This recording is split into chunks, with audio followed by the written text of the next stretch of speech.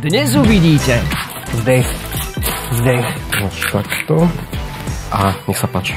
Fúha. No. Cítiš sa tak na dovolenke niekde v Taliansku?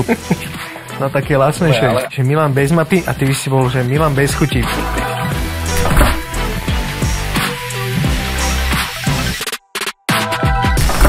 Vítame nás v show Čo máš v chladničke a dnes je tu spolu s nami veľmi vzácny host, ktorý prišiel až z Brazílie. Čau Milan. Čau, neprišiel som z Brazílie, do Brazílie čo skoro idem, ale ako sme v Bratislave. To sa má v tom vyznať. Ja som z Fotovršky. Milan bez mapy. Známy travel bloger, ktorý búra mýty a dáva cestovateľské tipy. Vo svete sa síce vyzná aj bez mapy, no ako mu to pôjde v kuchyni? Ty si taký dosť cestovaný, že behaš po celom svete. Čo je také najviac netypické, čo si jedol? Keď niekedy pôjdeš na Filipíny, tak oni tam používajú tie vajíčka, v ktorom je ten zárodok. A jak sa to tam uvarí, tak ty si to ošúpeš, že vyberáš odtiaľ to malinké kuriatko. Akože, ne. Dúfam, že nemáš žiadne také zárodky v chladničke. Tak to dúfame aj my. Ohodnoť. Je tam veľa zeleniny, obvykle trvanlivé potraviny, nech sa to nekazí. A myslím si, že to je celkom zdravá strava, ne? Veľa farieb, veľmi pekné a je to naozaj pestré. Vidím tam aj živočíšne bielkoviny, rastlinné, veľa zeleniny. Všeobecne ľudia strašne častokrát riešia, že čo potrebujem mať na tom tanieri, aby to bolo zdravé, aby som mal dosť vitamínov a minerálov. A jednoduchšie je, aby ten tanier bol čo najfarebnejšie. Akurát, ale pozerám, čo je to tu za fešáka. Arašidové maslo. To proste musí byť a vieš, keď si robíš palacinky, tak niečo sladké zasa. Keď je takto, že bio a sú tam len arašidy, tak je to úplne super. Horšie, keď to máš v tých keksikoch. Akože nemám žiadne tolerancie, nič, takže môžem ísť na šťastie všetko. Streets of Philip, God of Destruction. Hľadá tam tie klobásy, vieš, nevie to tam nájsť. Počúvaj. Klobasa. Dobre, toto, a to je všetko? Však, ale čo, pozri, máš tam jogurt, máš tam smotanú, je tam losos. Dobre, ale čo máš k tému? Zdech. A ty neješ zeleninu, Filip? Jem, ale k masu. A počka, za chvíľku zbada to tofu, skončil som.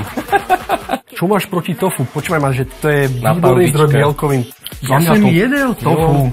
Neviem, či Filip čakal, či tam bude mať, ja neviem, pol konia alebo niečo. Milan, mám tu pre teba špeciálne vajíčka. Otvor ich. V každom z nich je v skutočnosti jedna téma. Keď ho rozbiješ, je tam téma, ako máš pripraviť jedlo. Vyber si jedno. Čo to dnes bude? Vyberaj opatrne, Milan. Dobre, vyberáme. Toto sa tu tak hompala. No, nie. Pestrosť k vyváženosti. Priprav nutrične vyvážený obed, ktorý obsahuje tuky, bielkoviny, sacharidy a ovocie alebo zeleninu. Myslím si, že na základe obsahu mojej chladničky, ktorú si skritizoval, To dáš. vám pripravím dneska dobré jedlo. Ja si tiež myslím. Ja ne, ale uvidíme. Mám tu pre teba jedno také malé prekvapenie. Fíha. A to není všechno! Takzvaný Magic Box od Kauflandu. Môžeš si vybrať 3 potraviny. A ešte je tu jedna vec. Máš na celý recept iba 60 minút, takže zváž. Fúha, asi by som si zobral tieto cestoviny. Sú tvoje. Potravina číslo 1. Určite olivový olej budem potrebovať. Limetky. Zoberiem si 2. Good. Spravil by som vám lososa na smotanovej omáčke s cestovinami, s limetkou a možno s nejakou zeleninkou. Za mňa to znie super. Poďme na to. Najskôr si pripravím vodu na cestoviny. Teba by som poprosil, aby si mi nakral cibulu. Dobre, táto cibula Čo s ňou je zle? už je potom. Fúha. No. Kebyže si to všimnem prvý, tak ju tak skriem, aby si to nevšimol, ale tak stáva sa. Pozri, aká je fajnová, no. Taká už, jaká opolpaté ráno. Či tu máme nejakú... Vieš čo, druhú cibulu už nemám. Ne, Tak to spravíme bez cibule. Čo ty na to? Myslíš, že cesnak dokáže nahradiť cibulu? ne, Nedokáže. Tak mi nezahustíme tú omáčku. strhneš body. Nemôžeme ju zahustiť múkou, či to je trapné? Fú, tak to je dosť. To sa robilo na základnej škole. Prešla ne? jak hovado a to keby počul Mišo, tak ti daj trojkopačku na prsa. Ja by som to na tvojom mieste bral vážne. OK, vrie nám voda, takže by som tam rovno hodil cestoviny. Nie, rovno by si ju nerob to. Nie? Najhoršia vec, čo môžeš urobiť, je, že do neosolenej vody hodíš cestoviny. Ešte? No, ešte veľa. Tak 12 minút. No daj. Pomôžem ti, prosím. No? Že tak. Nie. Bráško, tak. To vážne? Hej, no. Práško, ale zas toto nie je soľná baňa. Dobre. Olivový olej má mastné kyseliny, respektíve tuky, ktoré sú stabilné pri vysokých teplotách a rovnako je zdravý, má protizápalové účinky. Čo na to tak pozeráš? Kúkam. Veľa oleja? Dobre. Málo oleja? Dobre, kúkam, dobre. Daj mi prosím ťa túto cesnačík, idem tam dať olivy, paradajky. Takže krásne to voní. Sem sme ešte sol nedávali, ty máš rád sol. Ale slané jedla, sol zvýrazňuje chute, takže slané jedla chutia dobre. Veľmi dobre si to osolil. Málo som dal. Práve, že neotvoril si to. Preto ty jedla tak u teba chutia. To chápem. Ne, to ja som si predpripravil. Chápem. A solíš bez toho, aby si... Ja myslím dopredu. Neuveriteľný. Pridávam smotanu a nechám tie chute pekne sa zapracovať. Cestoviny, bohatý zdroj komplexných sacharidov, ideálne je vždy, pokiaľ sú celozrnné. Máme 10 minút do konca varenia. Myslíš, že to stíhaš? Keď sa nebudeš šuchtať a spravíme toho lososa, tak to stíhame. Olej. Áno. Ja ti to osolím trošku, ten základ. Veľa solí znamená veľa sodíka, najmä pre ľudí, ktorí už majú vysoký krvný tlak, je to fakt nebezpečné. Prečo si osolil olej? A olej sa solí? Myslím si, že to bude fajn. Chápem, že si nervózny, že som tu, že tu máš proste že niekoho cudzieho. Ale cítiš, jak dobre to voní? Cítiš sa tak na dovolenke niekde v Taliansku? No také lacnejšie. Ale tak Balaton, sme pri Balatóne, okej? Skorej, no, alebo Senci, že už zavírajú bufet. To mi tak skorej, keď zavriem oči.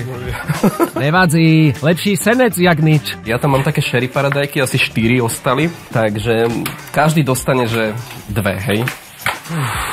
A jak by si ich chcel nakrájať? Nejak kreatívne, pekne. Kreatívne? Čiže rúžičky? Nech je to reprezentatívne. Dobre.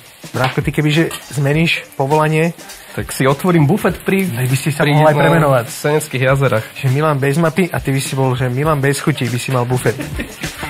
Počúvaj, ani raz si to neochutnal. Jak vieš, že to nie Bráško, ja je to to bez vidím. chuti? Keď fakt robíš rúžičky, ty nie si normálny. Však si chcel. Dobre. Losos asi bude, predpokladám. Ten losos dostal 3 do životia. Limetka, výborne. Všetko pekne osvieží, obsahuje vitamín C. Hotovo. Zavoláme Miša, ideme to koštovať. Poďme to koštovať. Bufet u Milana otvára práve teraz. Nech sa páči. Dobrú chuť. Ty si gurmán. Ja vím. Ja budem sa pozerať, že ako sa ty tváriš a podľa toho, či je to dobré. Tak, Bráško. No chalani, netvárite sa moc značene. Zdá sa mi, že je tam veľa oleja. To sa ti nezdá. To sa mi nezdá, je to pravda. No, není to rybičko v papulke, to si povedzme, ale není to špatné. Au, to bolelo. Videl som, koľko si tam nahádzal soli. Už len posoliť sol, chlapci, a vyskočí mi tlak, takže dovidenia. Podľa mňa to není vôbec slané. No a toto, dohodnite sa, halo. Losos je zdravý? Hej. Ale takýto? Bráško. Splnil si tému? Áno. Oleja priveľa, ale máš tam naozaj všetko, čo si povedal, tej vlákniny a toho tej zeleniny a toho ovocia je tam naozaj trošičku pomenej. Zjednodušene povedané, keď tam máš sacharidy, tuky, bielkoviny aj vlákninu, je veľmi malá pravdepodobnosť, že budeš pociťovať hlad a zároveň, že priberieš. Toto mi ani nepripomína losos, ale pripomína mi to túňak v konzerve. Z 3 varečiek, kebyže mám akože udeliť, tak akože vizuál pekné to je. Chuťovo to není zlé. Súhlas. Ale ten losos je strašný. Stríco, a ty si sa minule bál, že Michal bude ten prísny. Čiže dajme 2. Čapneš mu to na chladničku. Ideme na to. Oh yeah. Gratulujem ti. Prešiel si. Ďakujem. S odretými ušami, jak hovorila moja matikárka na základke. Veľmi dobre, priateľu. Toto. Á, drahá, nájdeme vlastnejšiu, hej. No čo chlapci, čo si tu čukáte? Milan mi ukazuje, kde kúpiť najlepšie letenky. A ty sa akože kam chystáš? Priateľ, ešte máme toľko chladničiek influencerov, čo musíme že rozobrať. Kľud. Teraz nejdem, idem až potom. Lebo v najnovšej časti show od Kauflandu Čo máš v chladničke? Bude konkurencia tvoja rozoberať teba. A ty si pusti najnovšiu časť, aby si vedel, kto to je.